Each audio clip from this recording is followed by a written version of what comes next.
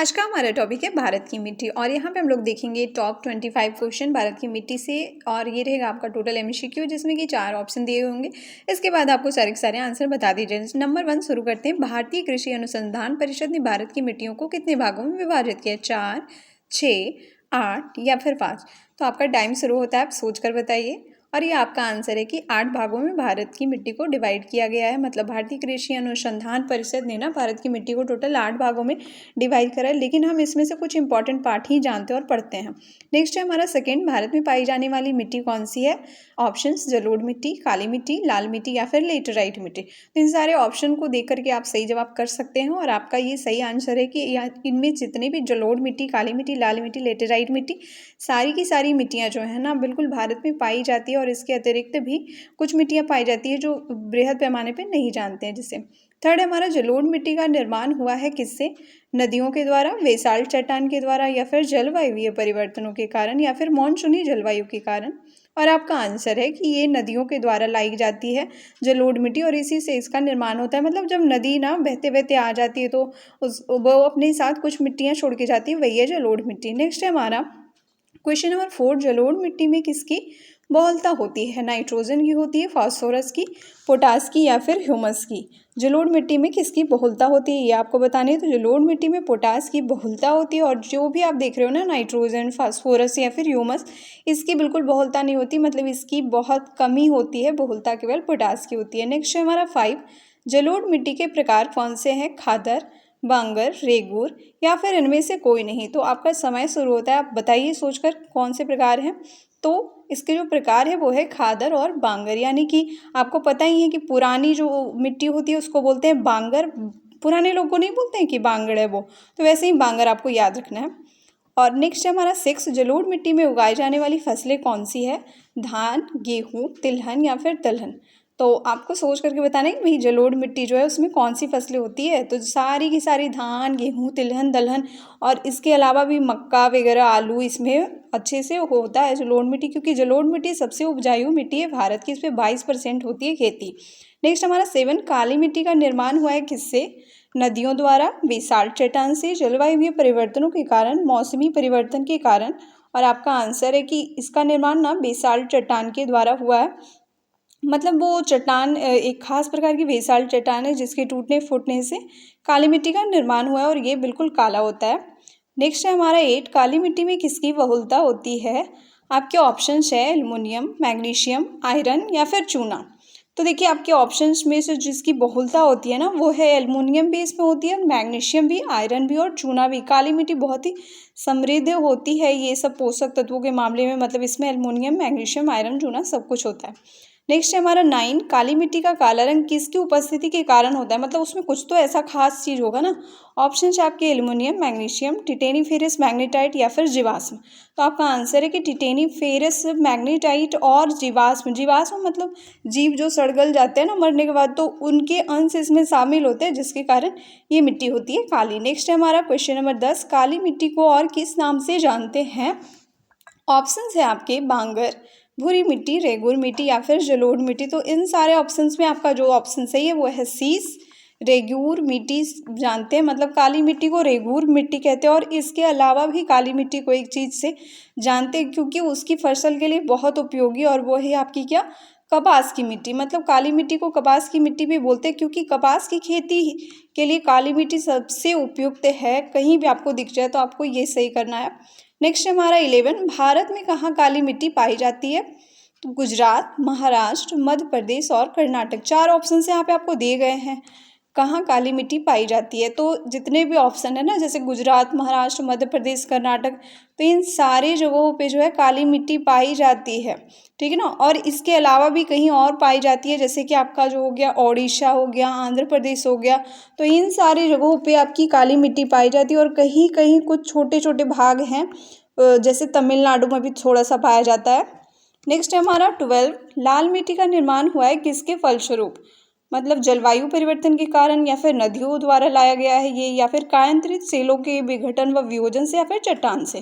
तो आपका आंसर है कि जलवायु परिवर्तन के कारण और कायांतरित सेलों के विघटन व वियोजन के कारण जो है ना आपकी जो लाल मिट्टी है उसका निर्माण हुआ है। और नेक्स्ट है हमारा 13 नंबर, लाल मिट्टी में किसकी बहुलता होती है? सिलिका, चूना, एल्युमिनियम या फिर आयरन? सोच कर बताएं। तो लाल मिट्टी में बहुलता होती है आपकी सिलिका की और आयरन की। मतलब आपको याद कैसे रखना है कि सिला हुआ जल गया, जलता है कैसे? लाल हो जाता है, और जला किससे? आयरन से। ठीक है। नेक्स्ट हमारा 14 नंबर, लाल मिट्टी की प्रकृति होती है कैसी? ऑप्शन है अम्लीय, क्षारीय, उदासीन या फिर इनमें से कोई नहीं। सॉरी, इनमें से सभी है। तो इसका जैसा ऑप्शन है ना वैसे आपको याद भी हो जाएगा, ये अम्लीय होता है। अब देखो, अम्ल को ना लाल ही चाहिए होता है, वो लाल लिटमस को ही नीला होगा लिटमस तो उसको लाल कर देता है ना, तो अम्ल लाल मिट्टी है तो उसको अम्लीय ही होगा।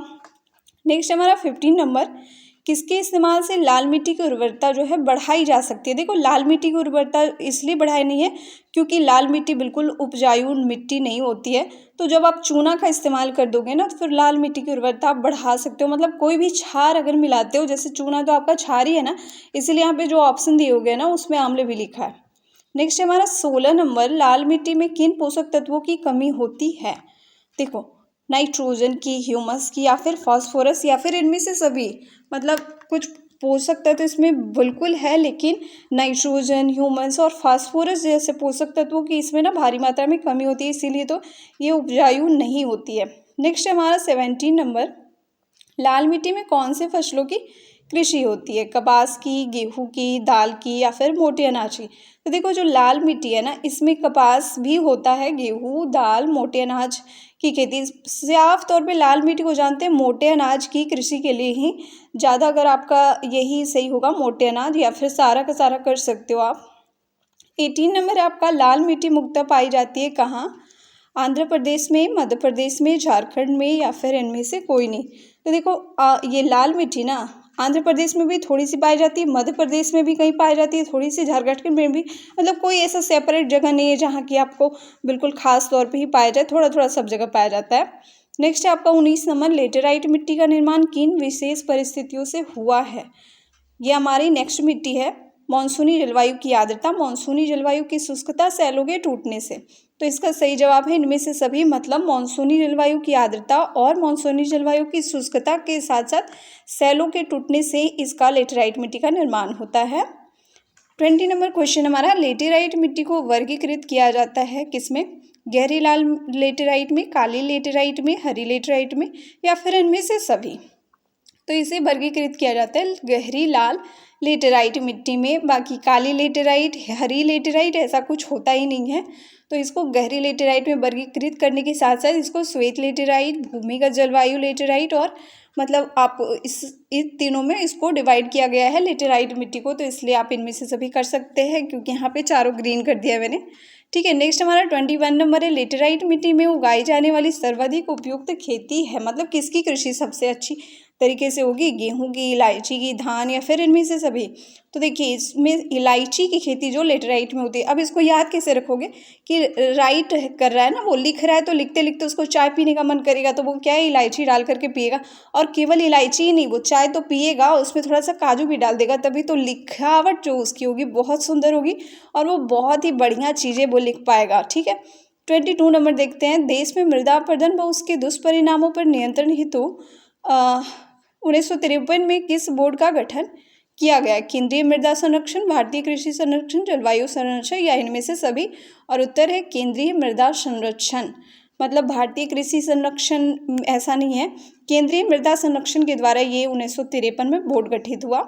नेक्स्ट हमारा, मरुस्थल की समस्या के अध्ययन के लिए जोधपुर में किसकी स्थापना की गई? CAZRI, ZZCRI, HGZRI या फिर इनमें से कोई नहीं। और आंसर है आपका CAZRI। इसका मतलब है central arid zone research institute. इसकी स्थापना जो है ना मरुस्थल की समस्या के अध्ययन के लिए जोधपुर में की गई थी, जो कि राजस्थान में है।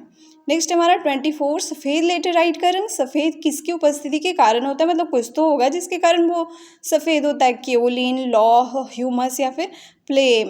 तो यहाँ पे आंसर है आपका केओलिन के कारण जो है ना सफ़ेद लेटेराइट जो मिट्टी जो होती है वो सफ़ेद होती है।